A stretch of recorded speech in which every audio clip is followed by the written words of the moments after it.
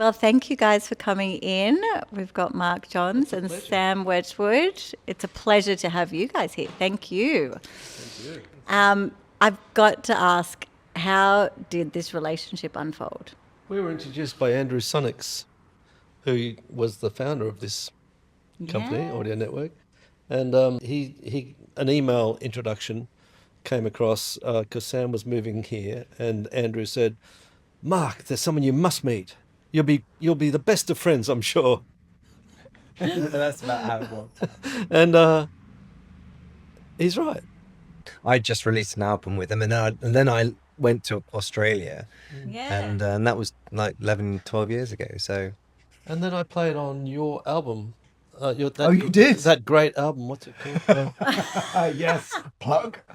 It was. Yeah. Then we thought of a project we could do together, and we came up with the idea of dobro and strings album. So I played the slide dobro thing with acoustic guitars and mandolin and stuff, and Sam came up with the string ideas, and we went from there. I think a lot of Audio Network, when we were dealing with the UK side, and they were kind of saying, well, we've got these composers in Australia. What are the strengths? And I was doing a lot of dramedy at the time, and obviously you were I'd doing done the lute album. I think a classical guitar album. I'd done a whole bunch of dobro and acoustic guitar stuff for them. So it was kind of like, okay, let's see what happens if we actually kind of put them together and see what happens. So and this is the evolution, I guess, where we're up to at the moment. This So is our third album. yeah. You know, you came up with that force beforehand together. You had like a strategy session. We had a kind of a brief with, and I think it was Ali's suggestion to use South American instruments, which I then had to find because there aren't many places you can get those instruments in Australia. No. And I was lucky enough to have a friend, Leon Gare, who collects things, and he collected a load of those. So I went to his place, he loaded my car up and took them home, and then You literally had like about 12 instruments all lined up, didn't you? It was I like, gave you a photo Hey of Sam, those. I've got some instruments. Yes, I've seen a photo. Very impressive.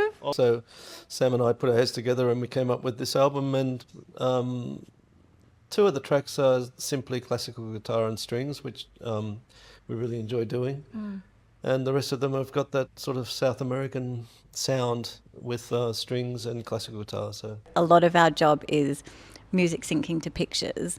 Does that come into play when you're creating your music? yes, if it's not evocative in your own mind, and when you play it to people, even lay people who don't know anything about music, and if they visualize something to it, then you know you're on the right track. But before you get to that point, you feel like you can see an image or several different kinds of images with that sort of idea. And that's where High Mountain Pass came from, because the sound of the charango when I was playing that had a really lonely, austere kind of sound to it, which I thought, this is like, this feels and sounds like that. And with the strings that went with it, it really enhanced that whole sort of lonely,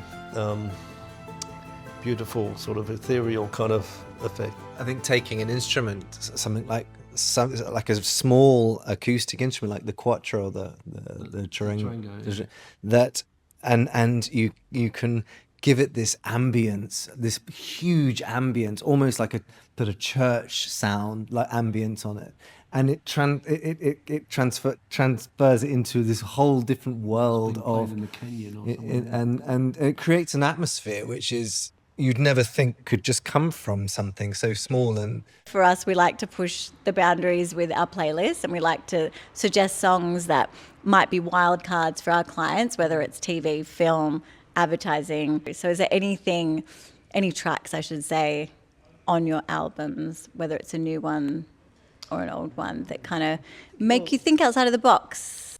Well, on the new album, there's Seeking Spirit, which is very much like a question mark that it reminds me of ads where there's a possible romance happening, like where the product is a part of an ongoing story about something or other. And even the end of it is a question mark. Dun, dun, dun, dun, dun. And did they get together? Is it something that happens? Whatever. Yeah.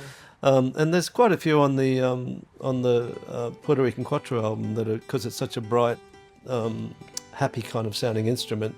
And it could be anything in the sunshine. It could be a bank ad. It could be someone going to the park. It could be all sorts of stuff like that. There's tons of those things on that album. There's also some sorrowful ones on there. So if it's something that, you know, someone's mortgage gets taken away from them. Is there anything that might have happened in a session or while you're writing a track that is just a bit random, something exciting, something, yes? Well, it was interesting when we came to record the strings, because we recorded the strings at Andrew Sunnock's for the last album. Yeah. And I hadn't realised, or I don't know, so something happened down the track that we were actually going to have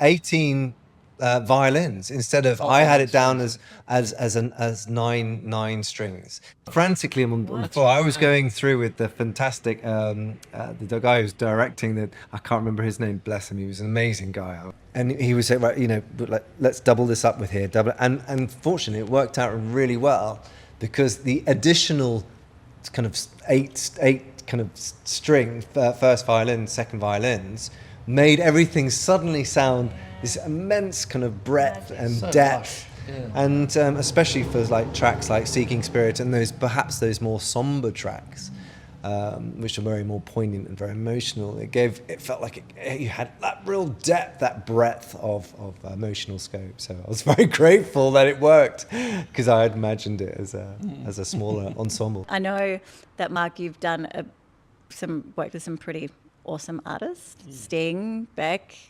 My personal favourite would have been Whitney Houston. Did the London mixes of tracks for those people? Yeah. And the European mixes and London mixes, for that. Yeah, pretty epic. Yeah, it was great. Is there anything from those kind of experiences that translate to the music that you write? I think everything you do comes from the experiences you've had.